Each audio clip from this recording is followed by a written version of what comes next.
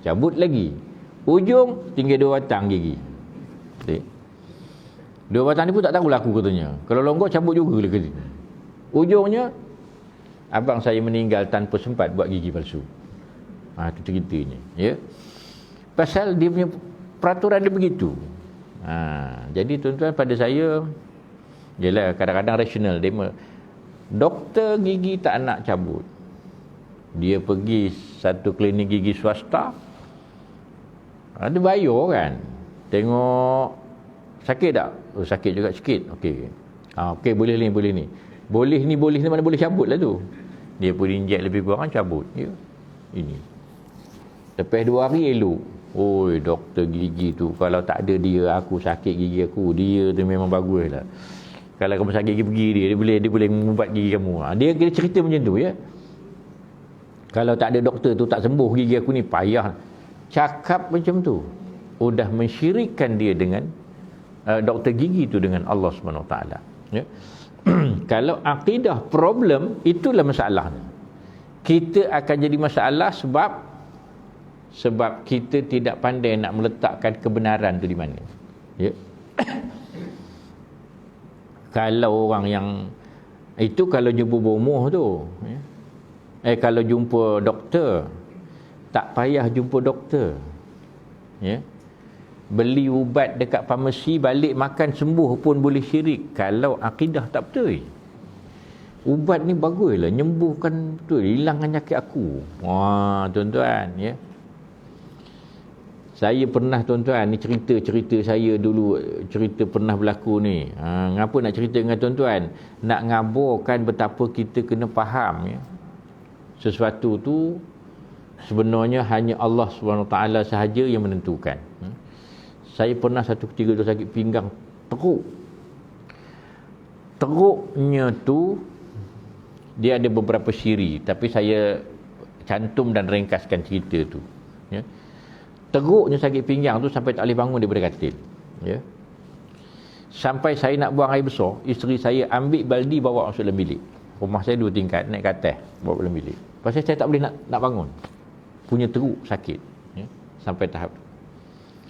Jadi bermulanya sakit itu, saya kursus di Swiss Garden dekat Pulau Pinang, seberang Perai apa sana, lebih kurang belah itulah. Balik saya sakit, bawa kereta saya sakit pinggang, isteri saya ikut. Dia ada saudara belah sana, jadi masa saya kursus di rumah saudara, balik sekali. Bila sakit sangat pinggang, saya pun singgahlah di satu tempat, nama tempat tu Cangkat Petai, begitu, ya.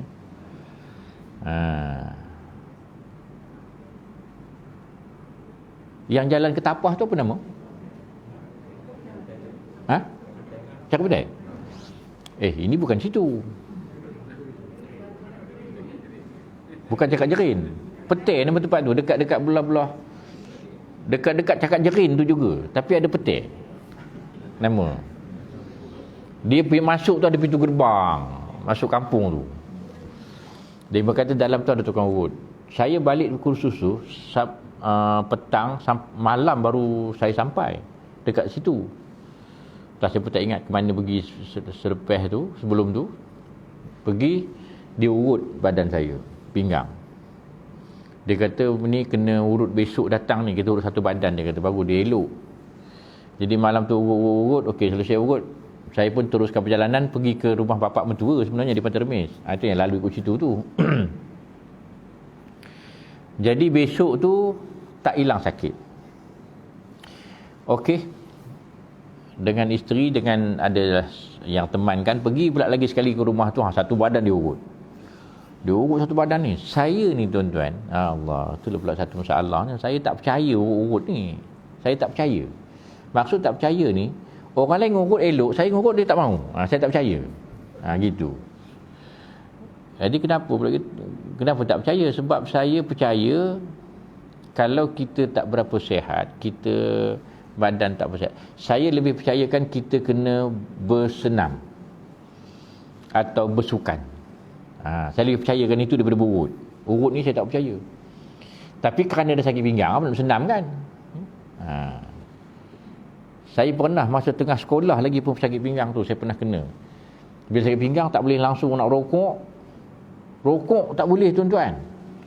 Tiba-tiba ustaz saya kata, alah dia kata, cuba hang buat rolling tu atas atas tanah tu, atas rumput tu. Zaman-zaman sekolah dulu belajar bersilat tu ada level rolling tu.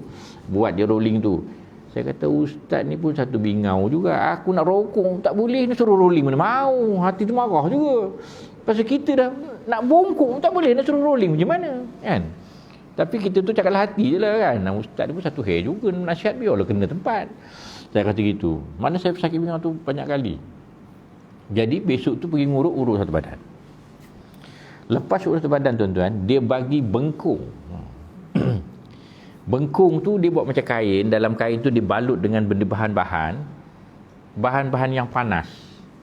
Bukan panas api, panas herba ni.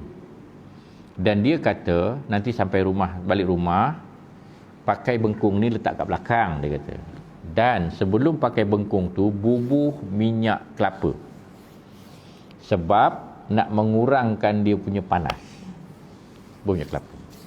Saya pun buat. Ya. Balik rumah, buat bubur minyak kelapa, bubur bengkung. Ya Allah tuan-tuan. Mula-mula tak isap apa dia lah. Mula tak ada apa. Lepas sejam, 2 jam tuan-tuan. Uish, kata boleh jadi ni. Terbakar rasanya belakang ni. Rasa terbakar. Saya kata dah tak betul ni, tak boleh ni. Bayangkan tuan-tuan, pinggang sakit macam terbakar. Sampai saya ni bukan tak tahan sakit, tahan juga. Tapi kalau ada orang bakar belakang, mana tahan? Saya kata tak boleh ni. Buka lah bengkung ni. Buka. Rupanya patut pun tuan-tuan. Sebab belakang saya lebam. Lepas tu saya sakit. Sebab dah terbakar. Dah lebam belakang saya. Ya. Tapi tuan-tuan, yang syoknya apa? Sakit pinggang, sikit pun tak hilang. Itu yang best tu. Bayangkan tuan-tuan, dah berapa puluh dah habis duit kita ulang aliknya pergi urut malam tadi urut, lepas tu siang urut satu badan dengan bengkung apa semua. Saya pun tak ingat berapa ratus habis duit hari tu. Tapi pakai bengkung sampai terbakar pinggang, sikit pun sakit tak hilang. Ya. Lepas tu dah pening-pening tak tahu apa nak buat. Mak mentua saya kata, saya pun tak ingat mak mentua ke pak mentua ke ipar ke. Zam hang try makan ubat ni. Biasa kami kat sini dia kata kalau duk sakit-sakit pinggang pergi kebun tu, dia kata kami makan ubat ni. Ubat tuan-tuan 3 biji. Dia ada 3 jenis. Ada 3 warna. Putih, biru, oranye. Ya. Dia kata ni ubat apa? Ni dia kata ni hampa ni ubat orang sakit pinggang lah, makan 3 ni. Saya makan. Ya. Tuan-tuan, saya makan lebih kurang 10-15 minit baik terus saya punya pinggang sakit. Tuan-tuan bayangkan. Ui, saya kata bagus ubat ni. Ni kena simpan ni. Kan? Ya, kena simpan ubat ni.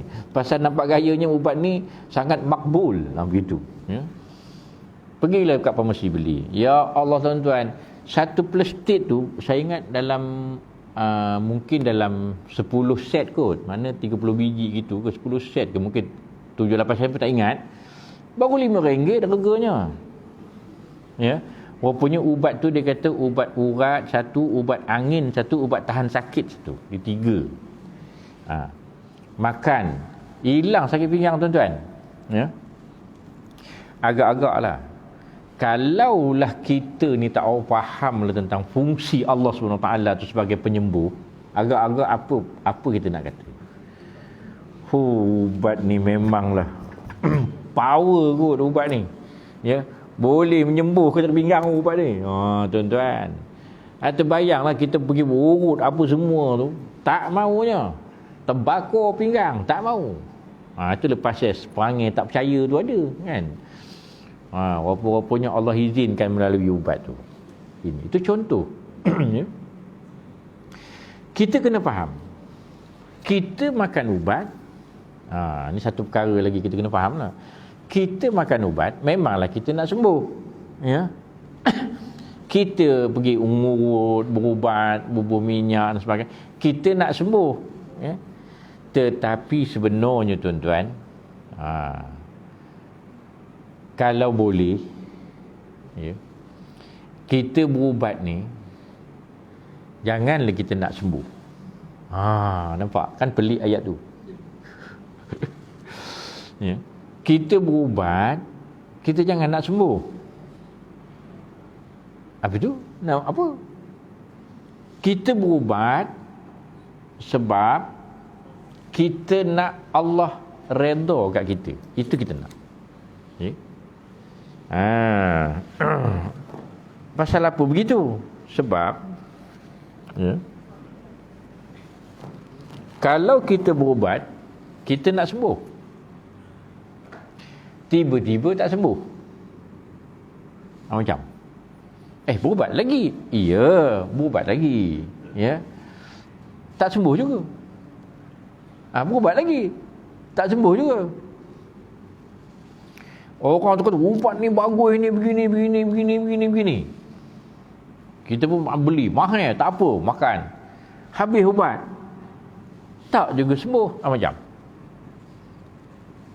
peras tak tuan-tuan? Kita kata sebagai manusia adalah sifat kecewa kan, habis duit banyak ni tapi sembuh tidak juga. Saya bagi contoh tuan-tuan ya, orang tu sakit teruk, berubat, habis puluh ribu habis ubat.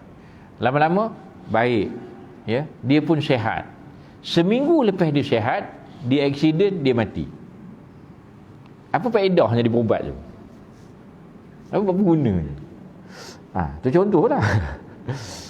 Habis berpuluh-puluh ribu berubat, baik, tapi seminggu je. Lepas tu dia aksiden, dia mati. Kalau tahu, baik tak payah berubat kan gitu. Ya. Nampak? Banyak orang berubat, dia tak sembuh tapi dia mati. Ya. Sebab itu tuan-tuan berubat, kita, ialah saya tak nyalahkan kita yang berubat nak sembuh tu. Memang itulah harapan kita pun. Sebab Ahlus Sunnah wal Jamaah kata berikhtiar itu wajib, tapi ikhtiar tidak memberi kesan. Jadi kalau sakit, ikhtiarlah berubat, makanlah ubat, ikhtiarnya kena gitu, ya. Tapi ingat, ikhtiar tu tak ada kesan apa-apa sebenarnya. Habis tu kenapa kita buat? Kenapa ikhtiar tu kita buat kalau tak ada kesan? Apa sebab? Sebab itu Allah suruh. Itu je ceritanya. Ya. Kita sakit, berubat, Allah suruh berubat. Bila kita pergi berubat, Allah kata bagus Mamat ni, diikut cakap aku, maka Allah pun sukalah kat Mamat ni, ya. Suka Allah tu yang kita nak, bukan sembuh tu. Habis tu tak payah berdoa, ya Allah Tuhanku, kurniakan kesembuhan kepadaku ya Allah. Kenapa? Allah suruh berdoa, maka kita berdoa, ya. Sebab itu tuan-tuan, kalau kita mengharapkan sembuh, nanti kita kecewa kalau kita tidak sembuh. Yang lebih bahaya, kita marahkan Allah. Ya Allah, aku dah semayang hajat dah ni, udah 7 malam turut-turut ni semayang hajat ni, udah berikhtiar macam-macam, mengapa ya Allah tak sembuh juga ya Allah. Boleh jadi orang yang tak berfaham dia akan cakap begitu, dia menyalahkan Allah sebab dia nak sembuh. Sebab itu tuan-tuan, kita tak usah harap sembuh tu, kita berubat ajalah. Pasal Allah suruh berubat, tiba-tiba sembuh, barulah kita kena tahu bila kita sembuh itu adalah bonus, ya. Sembuh itu adalah bonus daripada Allah Subhanahu Wa Taala. Allah boleh je tak sembuhkan, boleh, tapi dia nak bagi sembuh. Nampak kan bonus tu. Sebab itu bila sembuh, alhamdulillah, pasal Allah bagi, ya. Tidaklah terima kasih Panadol, janganlah gitu, ya. Nampak benar kamu tak erti, Panadol ni nyembuhkan kamu ke ini, ya. Jadi tuan-tuan, Macam fatwa sesat tu pula ya. Ada ke pula bila kita sakit berubat tapi jangan harap sembuh. Ialah sebenarnya itu yang kita kena faham. Sebab kerja kita adalah berusaha dan berikhtiar. Ya. Keputusan ikhtiar itu kerja Allah. Ya. Hantar anak pergi tuition, ya. Jangan harap anak tu pandai. Itu maksudnya gitu. Ya. Apa itu? Hantar kerana itu Allah suruh kita buat bila kita nak anak kita pandai. Hantar je. Kita pun hantar, sediakan keperluan dia pun hantar. Ya. Janganlah harap anak tu pandai. Hantar, bayar mahal-mahal, anak tak pandai juga. Bengang tak? Peras tak? Aduh, aku lemah betul. Tuition tu pun lemah anak aku tak juga pandai. Tu. Ya. Sebab yang memandaikan dia bukan tempat tuition tu. Yang memandaikannya Allah. Ya. Jadi apabila kita dah buat apa kerja kita, Allah pun dah suka dengan kita pasal kita buat kerja kita, selesai dah masalah. Ya. Atau kalau sakit tak sembuh, sakit tu sembuh ke tak sembuh tu bukan hal kita. Yang penting bila kita sakit, kita berubat, Allah sayang kat kita pasal apa kita pergi berubat. Kita berdoa, kita bangun malam sembahyang tahajud, minta. Kita buat benda-benda ni sebab benda-benda ni Allah suruh buat. Kita buat aja. Ya. Kalau baik, alhamdulillah, bonus. Kalau tak baik, kita tak marah dengan Allah. Sebab kita tahu dia belum nak bagi sembuh. Tapi pahala, insya-Allah pahala dapat dah. Bila pahala dah dapat, okeylah tu. Itu yang kita nak. Ya. Habis berpuluh-puluh ribu berubat, sembuh, alhamdulillah. Moga Allah redha dengan kita. Lepas minggu mati, selesai masalah. Nampak? Selesai masalah. Pasal apa selesai masalah? Pasal benda yang Allah suruh kita buat, kita dah buat dah. Minggu lepas dah selesai. Dia dah sembuh lah. Jadi kalau Allah nak redha, Allah redha dah masa tu. Selesai dah. Lepas tu dia mati seminggu lepas tu, itu ajal dia sampai, tak ada masalah. Nampak? Tapi kalau kita memang mengharapkan sembuh tu, tiba-tiba sembuh, lepas seminggu mati pula. Aduh, letih ke berubat hari tu. Dia jadi gitu.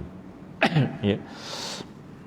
Tuan-tuan, ini kalau kita ada pegangan, saya punya faham lah, kalau kita berpegangan begitu, ya, insya-Allah tuan-tuan, kita selamat. Ya. Kita pergilah berubat, ikhtiarlah di mana pun, kita tahu itu perkara yang Allah suruh kita buat. Ya. Tiba-tiba tempat tu tidak, orang tu mensyirikkan Allah, ya. Kalau boleh, jangan pergi tempat tu. Ya. Allah tak suka kita pergi tempat macam tu. Kalau boleh, ya. Tapi kalau kita pergi jumpa Dr. Singh menggali, dia pun orang yang mensyirikkan Allah juga. Tu kita jumpa dia macam mana? Sebenarnya tak apa, pergilah jumpa. Jangan kata dia nyembuhkan sudah. Begitulah maksudnya, ya. Ini. Kadang-kadang sebelum ubat kita tu, katalah ada klinik swasta, klinik di sini. Sebelum dia ubat kita, dia pun ambil colok, dia pergi semayang, dia colok. Tu baru dia ubat kita dengan Allah. Depan aku boleh pula dia semayang, letih menengok doktor dia. Itu lantak dia. Cuma kita tahu, kamu tak boleh nyembuhkan aku pun. Ini ikhtiar aku je. Tapi, kalau ada doktor Islam, bukankah kita ke doktor Islam tu dulu? Maksudnya gitu. Ya. Carilah yang Islam dulu. Kalau dah tak ada, tak jumpa, bukan bidang dia, aku tengok kalau tak kelin, sing. Tak sing, kelin. Aduh, ini jenis semua bulu rumah panjang macam ni. Letih. Tapi nak buat macam mana kan? Itu je yang ada kepakaran bab ni. Pergilah, tak ada masalah. Ya. Ini. Jadi maknanya tuan-tuan, kita kalau kefahaman kita ada begitu, insya-Allah kita selamat. Ya. Tak adalah ceritanya orang kata nak kena minta tolong dengan jin beria-ria ke malaikat tolong dia tak dia. Pasal demo tu tak dengar cakap kita, yang demo dengar cakap Allah SWT sahaja, ya. Sebenarnya dia kata malaikat sendiri adalah hamba Allah yang tidak berkuasa mendatangkan sebarang bahaya ataupun faedah kecuali dengan keizinan Allah. Wa kam min malakin fis samawati la tughni syafa'atuhum syai'an illa min ba'di iyyazanallahu liman yasha'u wa yarda. Golongan yang musyrik mengharapkan pertolongan benda-benda yang mereka sembah itu. Ya. Padahal berapa banyak malaikat di langit, syafaat mereka tidak dapat mendatangkan sebarang faedah kecuali sesudah Allah mengizinkan bagi sesiapa yang dikehendakinya dan diredainya. Ya. Baik, jadi dia kata hanya setakat ini perbahasan kita tentang malaikat, dan berikutnya kita akan bincangkan pula rukun iman yang ketiga, itu percaya kepada kita itu tempat lain.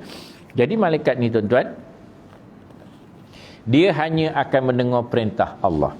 Ya.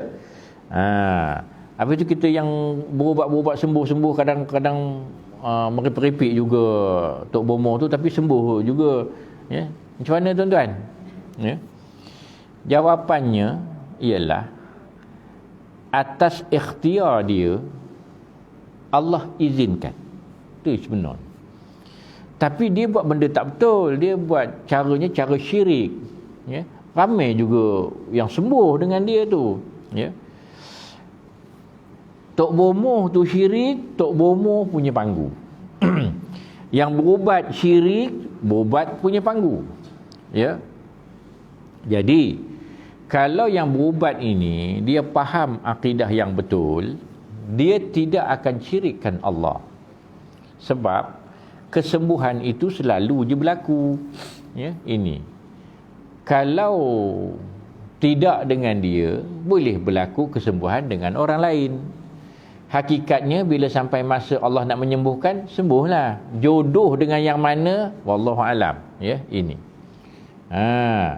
Hadis Nabi katakan apabila penyakit itu bertemu dengan ubat yang sesuai dengannya, maka Allah sembuhkan penyakit itu. Ya. Tuan-tuan. Jadi maknanya yang menyembuhkan tu Allah. Ya. Ini. Macam juga ayat Quran kata, ya. Allah kata apa? Innallaha la yughayyiru ma biqaumin hatta yughayyiru ma bi anfusihim. Ini ayat kita biasa dengar kan? Ya. Allah tidak akan mengubah nasib satu kaum itu hatta yughayyiru ma bi anfusihim, sehinggalah kaum itu sendiri yang berusaha mengubah nasib mereka. Ya. Kalau dengar ayat ni, macam demo berkuasa mengubah nasib demo tu. Ya. Tuan-tuan kena fahamkan betul ayat tu. Dia kata apa? Innallah, dia kata, sesungguhnya Allah la yughayyiru ma biqaumin, tidak akan mengubah nasib satu kaum. Yang ngubah tu Allah. Ya. Allah yang tak ngubah tu. Apa tu yang kata kaum tu mengubahnya? Allah nak ubah nasib kaum tu, kamu kena try lah dulu. Itu maksudnya. Kamu kena usahalah. Bila kamu usaha, baru aku bagi. Allah kata gitu. Nampak? Jadi kita sakit gitu juga. Ikhtiar dulu. Kadang betul, kadang tak betul. Biasalah tuan-tuan, kita kadang-kadang meniaga pun itu kan, kena tipu pula aku dengan yang ni, ada letih betul. Biasa tu sebenarnya. Tanyalah orang yang berjaya berniaga tu, berapa banyak dah kena tipu. Beratus ribu, puluh ribu, biasa. Kan? Dia nak berjaya macam ni sekarang ni, dia kena tipu. Cemerlang tuan-tuan. Tu. Saya pernah tanya Datuk Ramli. Ya. Ramli mana? Ramli Burger. Perak ni ada 4 orang dia ambil penceramah sebagai duta dia, penceramah sebagai duta Ramli. Ya, dia satu Malaysia ni adalah satu negeri dia ambil beberapa orang. Jadi 4 orang ni saya termasuk yang Peraknya. Jadi kami pergilah dapat pergi melawat kilang dia jamu makan pun semua, mesyuarat, meeting, sembang-sembang. Jadi saya dapat tanya dalam mesyuarat tu, saya tanyalah kepada Datuk, untuk Datuk berjaya beginilah kan, ada tak orang yang berhutang tapi tak bayar? Saya tanya tu. Nak juga tahu pengalaman dia. Allah, dia kata, tak seronok dia kata nak sebut benda macam tu. Tak seronok tu. Jalan sebagai pengetahuan kami datang nak tahu juga kan, sebelum Datuk berjaya tu apa sebenarnya dia punya cabaran-cabaran. Itulah dia kata, benda tu memang ada lah. Dan kalau dikumpulkan, dia kata jumlahnya juta, kata. Juta, tuan-tuan. Tu. Tuan-tuan setakat RM10 kena tipu, nanti jauh lagi. Kan? Setakat 100 itu belum lagi. Dia juta yang kena tipu. Tapi dia kata malas nak ingat, dia kata benda tu. Tapi dia rezeki dia hebat kan. Ini. Jadi maknanya tuan-tuan, kehidupan dunia ni sebenarnya adalah disusun dan dikawal oleh Allah Subhanahu Wa Taala. Kita jangan kata dia boleh disusun atau dikawal oleh benda lain selain daripada Allah Subhanahu Wa Taala. Ikhtiar, ya, kita kena buat. Apa pun. Ya. Hingga kita makan tu pun, Allah tak bagi kita kenyang kalau kita tak makan. Makan dulu, baru aku bagi kenyang. Gitulah. Tapi, kepada hamba-hambanya yang dia nak bagi kenyang, Allah boleh je bagi. Ya. Ada je orang-orang yang mungkin dia para waliullah, ada karamah dan sebagainya, dia boleh kenyang hanya dengan minum, mungkin dia boleh kenyang hanya dengan berselawat ke apa. Itu Allah, memang Allah boleh buat. Tapi kita-kita ni tak ada harapan lah. Nak kenyang makan dulu lah, kan? Macam tu. Jadi itu maksud dia, ya. Jadi saya banyak menyebut bab sakit-sakit ni, ubat-ubat ni, tuan-tuan, pasal kadang-kadang cerita bab malaikat ni, dia sebenarnya kita tak ada banyak masalah dah. Cuma dari sudut itu, dari sudut rawatan-rawatan tradisional ini, kadang-kadang pendakwaan, ya, pengamal perubatan itu kadang-kadang agak melampau lah, ya, ini. Macam dia kata, dia tangkap syaitan ni masuk dalam botol, bunuh. Dia tangkap syaitan, dia bunuh syaitan. Contoh macam itulah. Ya. Tuan-tuan, syaitan tak boleh dibunuh, ya. Syaitan tidak boleh dibunuh. Dia tak akan mati. Dia akan mati nanti di hari kiamat, sama dengan iblis, ya. Yang boleh kena tangkap, kena bunuh ni jin. Tapi rasa bunuh jin tak handai, bunuh setan handai, bawa bertenang, ya. Nak bunuh jin boleh, setan jangan bunuh, ya. Nak nangkap dia pun tak boleh, ya. Pasal setan ni dia ada beza dengan kejadian jin. Jadi itulah contoh-contohnya. Jadi kefahaman itu boleh menyebabkan akidah kita tu terganggu. Jadi kita kena faham betul-betul supaya kita selamat daripada kefahaman yang salah, ya. Tuan-tuan puan-puan yang dirahmati Allah, malam ni begitulah dulu pengajian kita, ya. Ada tak apa-apa soalan ke mak sebelum kita tangguhkan kuliah kita ni? Ya, saya.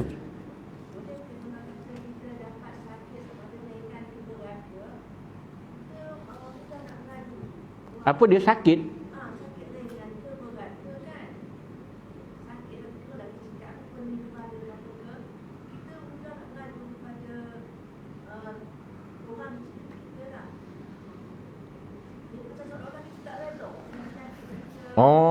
Maknanya suka bila sakit tu selalu jadi mulutnya, bukan di badan. Ya Allah. Ya. Memang ada sebahagian orang dia banyak sakitnya tu di mulut. Dan biasanya orang yang begitu itu dia kurang digemari. Dan mungkin bagi kita orang-orang Melayu, kita ada satu macam istilah, orang yang suka begitu tu, kita kadang-kadang lah kan, tak maaf lah tuan-tuannya kalau tu tak apa-apa, tuan-tuan tak suka, tapi ini hakikat kita orang Melayu, ya. Kita selalu kata apa? Dia ni walaupun perangnya clean gitu. Ya. Mungkin selalu budayanya begitu kot. Orang India ni mungkin dia suka bising-bising gitu kan. Baik. Sebenarnya pada saya, soalan dia kan, orang yang suka bercakap apabila dia sakit, dia mengadukan hal sakit tu kepada orang sekeliling dia. Senang cakap kalau isteri tu ke suami lah, senang ceritanya kan. Kan. Jadi suami ni pun begitulah kan. Kalau orang isteri tu sakit, sepatutnya ambillah perhatian, sebab tanggungjawab sebagai suami ni menjaga isteri tu, ya. Masalahnya yang ambil sangat perhatian ni masa bercinta. Oh, masa bercinta. Dalam telefon pun boleh ngumpat tu. Punya. Oi, tapi kalau lepas kahwin, payah betul. Kan? Dia memang macam tu. Cumanya, kalau boleh, sikap suka bercerita kesakitan kita kepada orang lain sebenarnya adalah satu sikap yang kurang baik. Itu sebenarnya, ya. Kenapa dia kurang baik? Sebab sama ada dia bercerita tu tanda dia tidak redha ataupun tak ada, bukan masalah tidak redha, itu cerita nombor dua. Ya. Sebab sikap itu tidak disukai. Ya. Kalau bulan apa tengok, oh dia mengadu dia sakit, kita tak suka tengok. Kita suka tengok apa? Kalau orang tu sakit, dia menahan kesakitan itu dan dia melakukan apa saja kerja yang dia perlu buat dengan keadaan dia menahan kesakitan. Kita ni insya-Allah tengok orang macam tu, hang tak payah cerita hang sakit, aku terus terpa tolong. Pasal aku tahu hang tengah sakit, tapi hang tak bercerita pun. Nampak? Orang akan simpati, sangat simpati dalam keadaan yang macam tu. Tapi kalau boleh apa-apa pun sakit, mengadu sakit, tengok macam sehat aja. Aku ni sebenarnya sakit ni. Allah, tak apalah sakit, buat tenanglah, kamu rehat dulu ni. Dia tak ada nak layan sebab suruh mengadu. Itu pertamanya sikap yang kurang baik, ya. Kalau boleh, jangan sikap itu menjadi satu kebiasaan sehingga seolah-olah dia tidak boleh menerima takdir Allah untuk dia sakit tu. Jangan sampai ke tahap. Saya tak katakan orang yang macam itu tu sentiasa tak menerima takdir, tak. Tapi sikap itu boleh membawa seseorang itu kepada tidak menerima takdir. Ya. Aku baru semalam sakit berubat, ya Allah. Semalam sakit, hari ni dah elok sikit, sebelah sini pula sakit. Aku pelik, kenapa aku je sakit? Seolah-olah dia tak boleh terima takdir, ya. Ini. Jadi tidaklah orang yang selalu bercerita tentang sakitnya itu orang yang tidak menerima takdir, tapi sikap itu boleh membawa dia menjadi orang yang seperti tidak redha dengan qada dan qadar ni, ya. Jadi sebaik-baiknya berusahalah, untuk menjadi orang yang tidak suka mengadukan sakit kepada sesiapa pun, ya, kecuali terpaksa. Ya, boleh ke tolong aku tak boleh bangun, tak tahu kaki aku jadi melekat semacam, dia kata.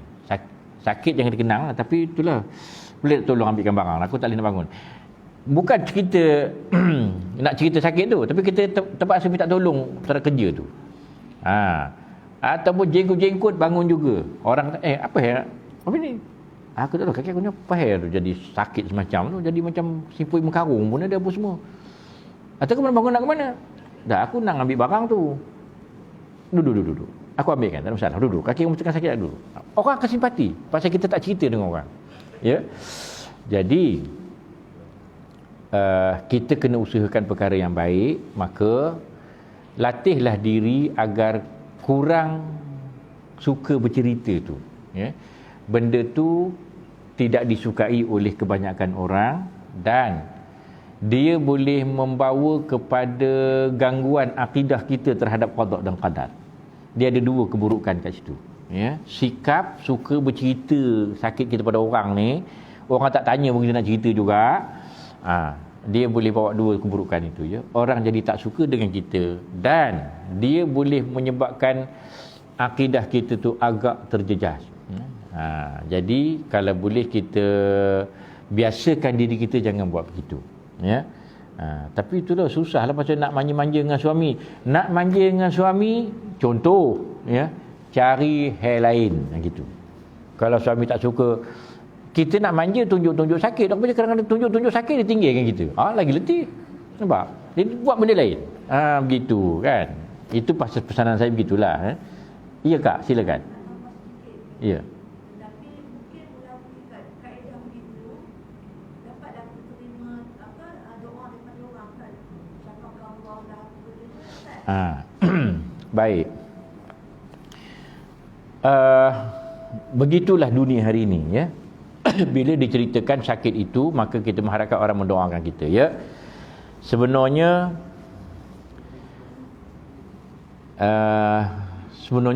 jangan harapkan orang doa sebenarnya, ya. Jarang orang mendoakan tu ikhlas, jarang. Cuma nak ambil hati kita tulis dalam WhatsApp tu biasanya, ya. Fatihah pun tak baca, Fatihah aja tulis, tak baca pun, ya. Tuan-tuan nak tunjuk baca Fatihah, tuan-tuan rakam suara baca Fatihah. Orang Fatihah, kita tak ada, kita wash note. Umpamanya baca surah Fatihah tu. Tu betul baca. Nampak? Tapi mau suara kita lah, kita pun ambil orang lain untuk baca, tak mau juga. Ini. Sebenarnya untuk orang doakan kita tu, kalau boleh, ya. Bukan kita yang bercerita yang kita sakit. Biar orang lain yang bagi tahu. Dalam grup untuk makluman, ni ahli grup kita ni, Ustaz Azam ni dalam keadaan sakit ni di hospital sekian-sekian. Mari kita doakan. Maka orang pun doakan orang. Itu lebih baik. Dan itu sangat baik. Ya, jangan, oi aku tengah sakit dekat wad ni, tolong doakan aku. Allah, letih kan. Orang kata, aduh dia ni doa sendiri ya. Macam tu, ya. Jadi kita mengharapkan doa tu sebenarnya, yelah, setengah orang mengharapkan begitu. Tapi bukanlah saya kata jangan harapkan doa orang. Nak mengharapkan tu sebenarnya tak berapa mantap lah pada saya. Kalau boleh tu kita banyak sendiri, ya. Kita banyak berdoa sendiri. Bila kita sakit, kita banyak ingat Allah. Orang yang sedang sakit, doanya sangat didengar oleh Allah berbanding dengan orang yang tidak sakit, ya. Ini. Jadi taklah wajar kita yang sakit, yang doa kita didengar oleh Allah, kita minta orang yang doanya belum tentu didengar oleh Allah untuk doakan kita. Kita lah berdoa sebenarnya, dan kita doakan sekali untuk kawan-kawan kita. Itu lebih baik. Pasal doa kita masih sedang didengar, ya. Jadi udah koma? Tak apa. Dah koma tu tak apa dah. Kan? Jangan full stop sudah. Lepas koma dia full stop. Ya. Baik. Kalaulah, sebab dipersoalkan, saya ceritakan sikit, ya.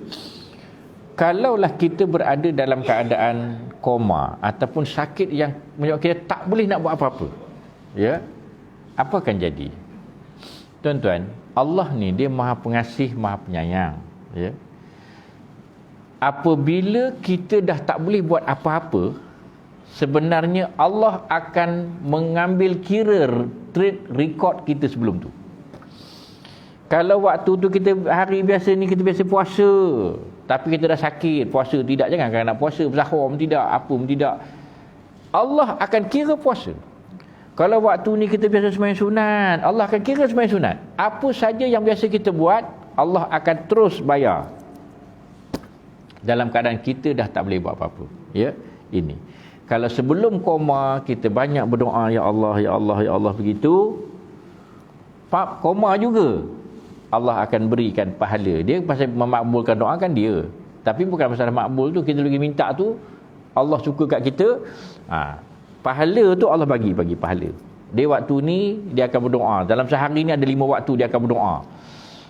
Tapi dia dah koma. 5 waktu tu Allah bagi pahala walaupun dah koma. Memang macam tu. Ya.